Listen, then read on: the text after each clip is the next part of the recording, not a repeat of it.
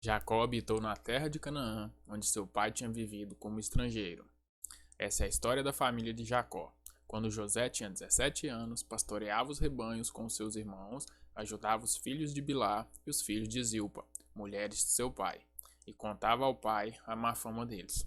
Ora, Israel gostava mais do José do que de qualquer outro filho, porque ele havia nascido em sua velhice. Por isso mandou fazer para ele uma túnica longa. Quando seus irmãos viram que o pai gostava mais dele do que de qualquer outro filho, odiaram-no e não conseguiam falar com ele amigavelmente. Certa vez José teve um sonho, e quando contou aos seus irmãos, eles passaram a odiá-lo ainda mais. Ouçam o sonho que tive, disse-lhe. Estávamos amarrando os feixes de trigo no campo, quando o meu feixe de trigo se levantou e ficou em pé, e os seus feixes se juntaram ao redor do meu e se curvaram diante dele. Seus irmãos lhe disseram: Então você vai reinar sobre nós? Quer dizer que você vai nos governar? E o odiaram ainda mais, por causa do sonho e do que tinha dito.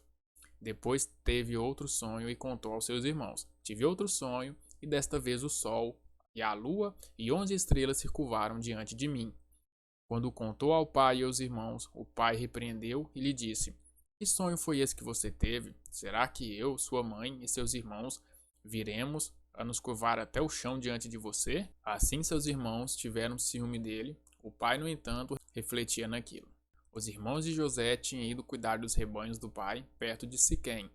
Israel disse a José: Como você sabe, seus irmãos estão apacentando os rebanhos perto de Siquém. Quero que você vá até lá. Sim, senhor, respondeu ele.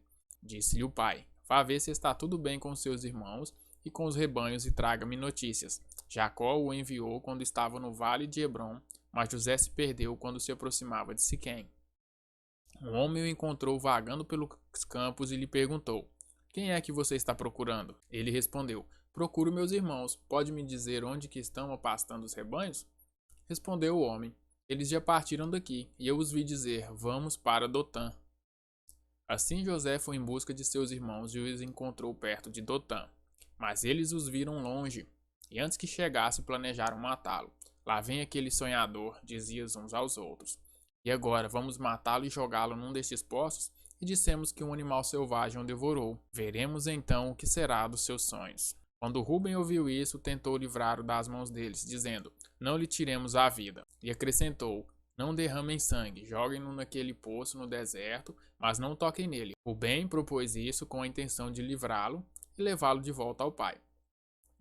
Chegando José, seus irmãos lhe arrancaram a túnica longa, agarraram-no e o jogaram no poço, que estava vazio e sem água. Ao se sentarem para comer, viram ao longo uma caravana de ismaelitas que vinham de Gileade. Seus camelos estavam carregados de especiarias, bálsamo e mira, e que eles levaram para o Egito. Judá disse então aos seus irmãos: Que ganharemos se matarmos o nosso irmão e o escondermos o seu sangue? Vamos vendê-lo aos ismaelitas, não tocaremos nele, afinal é nosso irmão, e nosso próprio sangue. E seus irmãos concordaram. Quando os mercadores ismaelitas de Midian se aproximaram, seus irmãos tiraram José do poço e o venderam por 20 peças de pratas aos ismaelitas, que o levaram para o Egito. Quando Rubem voltou ao poço e viu que José não estava lá, rasgou suas vestes. E voltando ao seu irmão, disse: O jovem não está lá. Para onde irei agora? Então eles mataram um bode, mergulharam no sangue da túnica de José, e a mandaram ao pai como este recado: Achamos isto, veja se é a túnica de teu filho. Ele a reconheceu e disse: É a túnica de meu filho. Um animal selvagem o devorou. José foi despedaçado. Então Jacó rasgou suas vestes, vestiu-se do pano de saco e chorou muitos dias por seu filho. Todos os seus filhos e filhas vieram consolá-lo, mas ele se recusou ser consolado, dizendo: Não, chorando descansarei a sepultura para junto de meu filho, e continuou a chorar por ele. Nesse meio tempo no Egito, os midianitas venderam José a Potifar, oficial do faraó e capitão da guarda. Por essa época, Judá deixou seus irmãos e passou a viver na casa de um homem de Adulão, chamado Irá. Ali Judá encontrou a filha de um cananeu chamada Suá e casou-se com ela. Ele a possuiu. Ela engravidou e deu à luz um filho, ao qual ele deu o nome de Er. Tornou a engravidar, teve um filho e deu-lhe o nome de Onã. Quando estava em Quizebe, ele teve ainda outro filho e chamou Selá. Judá escolheu uma mulher chamada Tamar para Er, seu filho mais velho. Mas o Senhor reprovou a conduta perversa de filho mais velho de Judá, e por isso o matou. Então Judá disse a Onã: Case-se com a mulher do seu irmão, cumpra suas obrigações de cunhado para com ela e dê descendência ao seu irmão. Mas Onã sabia que a descendência não seria sua. Assim, toda vez que possuía a mulher do seu irmão, derramava o sêmen no chão para evitar que seu irmão tivesse descendência. O Senhor reprovou o que ele fazia e por isso o matou também. Disse então Judá à sua nora Tamar: More como viúva na casa de seu pai, até que o meu filho Selá cresça, porque temia que ele viesse a morrer, como os irmãos. Assim Tamar foi morar na casa de seu pai. Tempos depois morreu a mulher de Judá, filha de Suá. Passando o luto, Judá foi ver os tosqueadores do seu rebanho e Timnã com seu amigo Irá, o adulamita. Quando foi dito a Tamar, seu sogro está a caminho de Timná para tosquear suas ovelhas. Ela tocou suas roupas de viúva, cobriu-se com um véu para se disfarçar e foi sentar-se à entrada de Enaim, que fica no caminho de Timnã. Ela fez isso porque viu que, embora Selá já fosse crescido, ela não lhe tinha sido dada em casamento. Quando a viu, Judá pensou que fosse uma prostituta porque ela havia encoberto o rosto. Não sabendo que era sua nora, dirigiu-se a ela à beira da estrada e disse: Venha cá, quero deitar-me com você. Ela lhe perguntou: O que você me dará para deitar-se comigo? Ele disse: Eu lhe mandarei um cabritinho do meu rebanho. E ela perguntou: Você me deixará alguma coisa como garantia até que eu mande? Disse Judá: Que garantia devo lhe dar? Ela respondeu: O seu selo com o cordão e o cajado que você tem na mão. Ele os entregou e a possuiu, e Tamar engravidou dele. Ela se foi, tirou o véu e tornou a vestir as roupas de viúva. Judá mandou o cabrito por meio de seu amigo Adulamita, a fim de reaver a mulher sua garantia. Mas ele não a encontrou. E perguntou aos homens do lugar: Onde está a prostituta cultual que costuma ficar à beira do caminho de Enaim?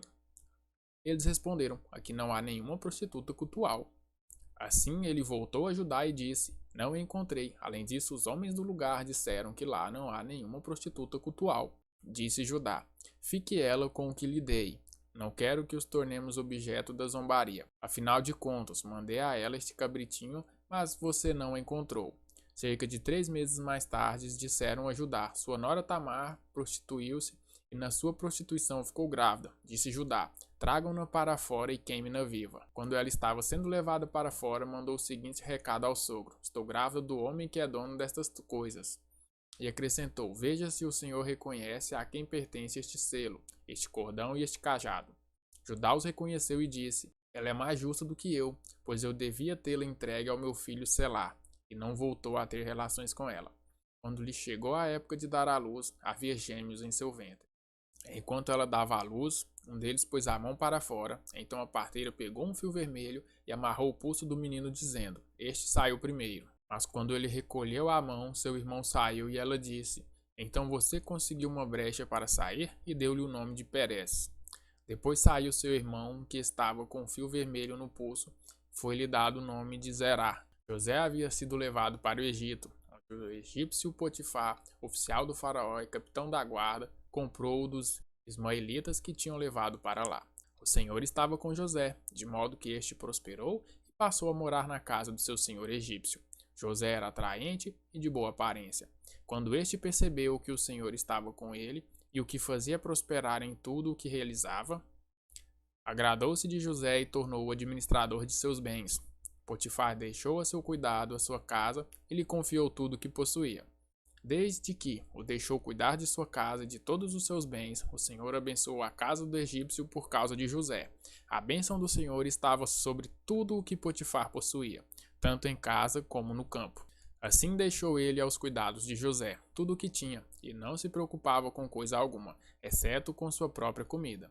E depois de certo tempo, a mulher do seu senhor começou a cobiçá-lo, e o convidou: Venha, deite-se comigo.